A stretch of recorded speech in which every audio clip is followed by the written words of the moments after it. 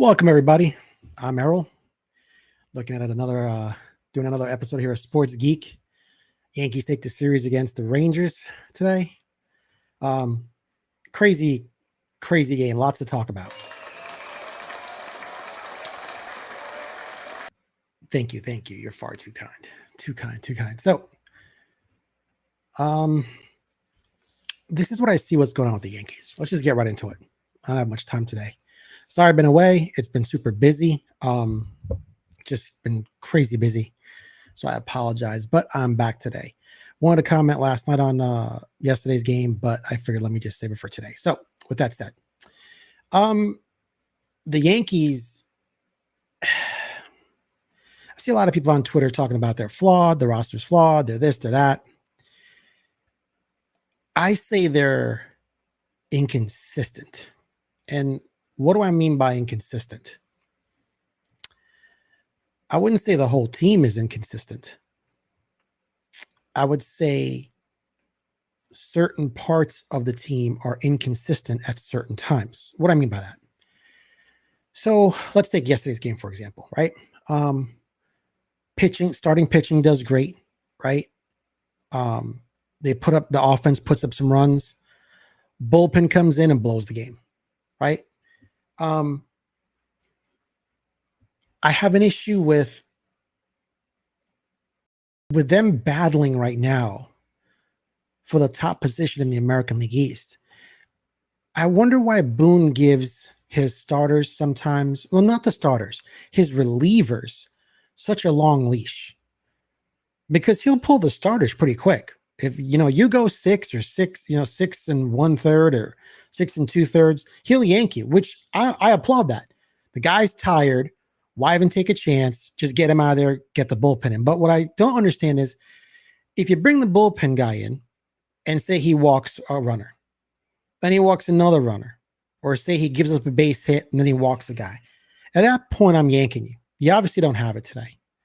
If I get somebody else up, I would have 2 guys in the bullpen at all time, just up. One gets up, the other one, is in the game. Have another one starting to, warm up as soon as he's done with the first or second pitch of the first batter. I don't know, just something I'm throwing out there, because you can never be too sure.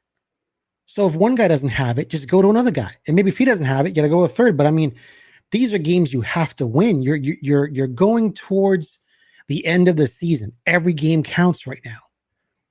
So once again, they're highly inconsistent. Let's take another example. There's times when the starting pitching does great, the bullpen does great, but then the offense doesn't score. I don't understand that to save my life, right? Like, so today they put up 8 runs, right? I'd hate to say this. Do they play tomorrow? Let me just see something here. I think they play tomorrow. The White Sox come to town. Schedule. So Monday. Yes, the White Sox are playing tomorrow. So, for example, tomorrow the offense scored 2 runs. Right? I mean, it's against the White Sox, so I'm not sure how well they're going to do. But they're supposed to win these games from these lower teams. But you saw what happened to the Angels. They lost that series. But then in the Angels' defense, they just won today. So you're kind of looking at, does that team get hot? So you can't really just look at the teams like, okay, these teams are horrible and they should win, which in fact, every Yankee fan, every sports analyst will say that's how it should be. These teams are horrible. You should be beating up on them. But what's stopping said team to get hot at the right moment and then give the Yankees problems. Or like I said, just certain parts, either the offense doesn't show up one day or the starting pitching doesn't show up one day and the bullpen does great, or the starting pitching does great, the bullpen blows it, and the offense shows up. And this just keeps rotating. So I'm hoping that as the next few weeks head towards September, that everything just clicks. It's got to start to click, right? And I'm hoping come September call-ups, there are a lot to bring up two guys. You know, hopefully we can see Jason Dominguez. It's going to lengthen that lineup, because if the starting pitching might suck, or if the bullpen might suck, then we just got to kill the other teams with the offense. And the only way to do that is hopefully if Jason Dominguez is up here, if he starts to perform. Once again, they got to see how he does in AAA.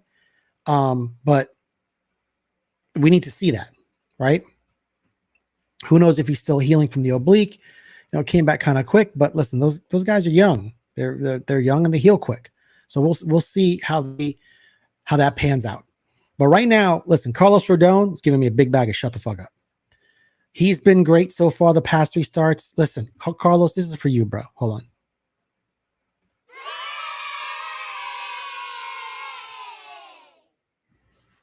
Tip my cap to you. All right. He's been doing great, and I hope he continues. Listen, the best bet right now that I told everyone from day one, yes, some of these guys are performing horrible, but maybe now they start to turn it around towards the end and stay hot. That's what the Yankees need to compete in the playoffs and get into the World Series. I'm not saying they could win the World Series. I think with the inconsistencies, that proves the problem. Like, for example, yes, Clay Holmes got the save today or the win or whatever the hell he got, but you need to have 3 to 4 runs if you're hitting the ball to Clay Holmes in the 9th inning. You need that cushion because he's not automatic. I don't care what anybody says. If you're giving that man a 1-run lead or a 2-run lead, you can kiss that shit goodbye. So it's just not him. That's not who he is. 3 runs, maybe you got a good chance of winning the game with Clay Holmes, right? So, and then listen, tip my hat to Boone. I don't like how he manages sometimes, but he left Clay Holmes in there. I was like, dude, get him out. Get him out. I mean, but who is he going to go to? Right? So it just seems like the inconsistencies, they're what can just destroy the team. You know, it's highly frustrating. Other than that, yesterday's game, you know, Cole tossed a great game yesterday. You know, I think he had 10 strikeouts and we lost. Right? Bullpen just crumbled. It's not like Luke Weaver, but once again with Boone, if you see the guy struggling with, you know, a walk or a base hit, man, he doesn't have it, and you're not killing his confidence. Get him out. Get him out. Hey, man, listen, you don't have it today. No worries, bro. Let the next guy come in and try and take care of this for you. Go sit down, think about what you're going to do. Hit the pitching lab, whatever it is that you got to do, right? Marcus Stroman did great today. Did great. I'm glad he came back. We need every single starting pitcher that we have, especially towards the last few months of the season. Not even a month and a half, right? It's crazy. It's dwindling down. So with that said, you know, we got the White Sox coming up next, 3 games? Let's see, 3 games. We got to take all 3 of those, right? And pray that Baltimore loses. It's then we have Detroit. So it's we got to do what we have to do. Yankees have to turn it on, and the team has to start to click. So I don't know. I just wanted to, like I said, come on here, bring just a quick thought to my head about the inconsistencies. It's tough to watch sometimes, especially as a fan. And, you know, I hear a lot of people talking. Like I said, I watch what they say on X. I watch this say on a lot of the social media sites. You know, there's nothing much the Yankees can do right now with what they have. Yes, they missed on Jack Flaherty. What are you going to do? What are you going to do? We don't know what Detroit asked for Jack Flaherty. We don't know. I think if Cashman would have got him, he would have got him. Would I have given him Spencer Jones for him? Hell no. No, regardless. Nope. Not for a rental. So would I have given up maybe George Lombard if that's what they wanted? Maybe. Yeah. I would have given that up. you can always get a third baseman in the offseason. Yeah, and you can make some trades depending on what your farm system's doing. You can make some trades to acquire a young third baseman in the offseason if that's what you want. Or Jazz is going to stay at third. I'd move Jazz to second and pick up an honest to God true third baseman. That's just how I would do it. But that's me. So, anywho, just wanted to come on here real quick. Just remember to like and subscribe and comment. It is appreciated. Say whatever you want. Say you hate the show. Say you like the show at this point. Right? But like I said, remember to like and subscribe. And that's about it for today. I'm going to see what happens tomorrow. I'll probably be on tomorrow night after the game. But right now, we're just waiting to see if they call up Jason Dominguez. And we will see what happens after that. So I think from the rumors, and I don't know if this is true, they're saying that they might want to wait till September or maybe the second week of September, because if they call him up too soon, if he goes over, I believe, 90 at bats or 100 at bats, he's no longer qualified for Rookie of the Year. So his rookie status would actually go into next year.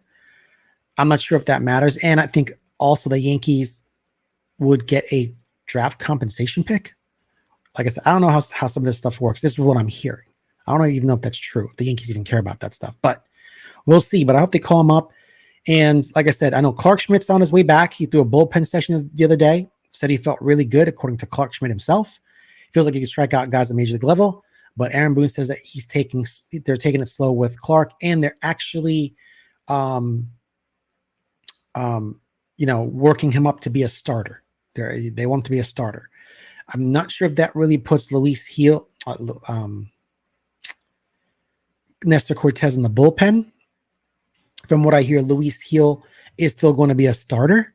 I find that extremely amazing because the guy just got off of Tommy John surgery, like from 2 years ago. So it's like, I don't know. I mean, whatever.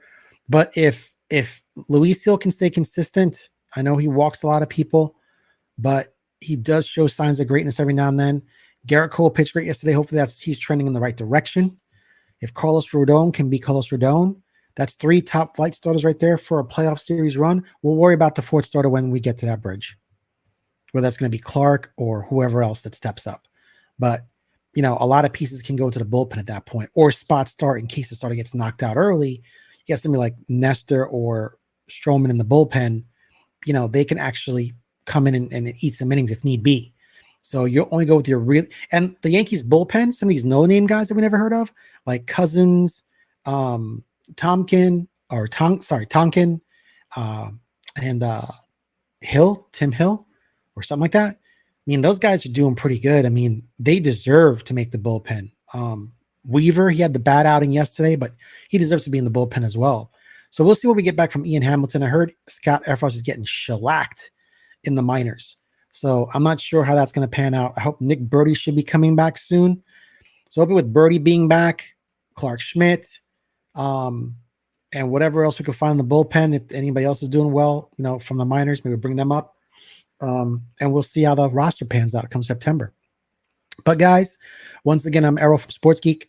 Remember to like and subscribe and comment, and I will see you tomorrow. Thanks, guys. Have a good night. Peace.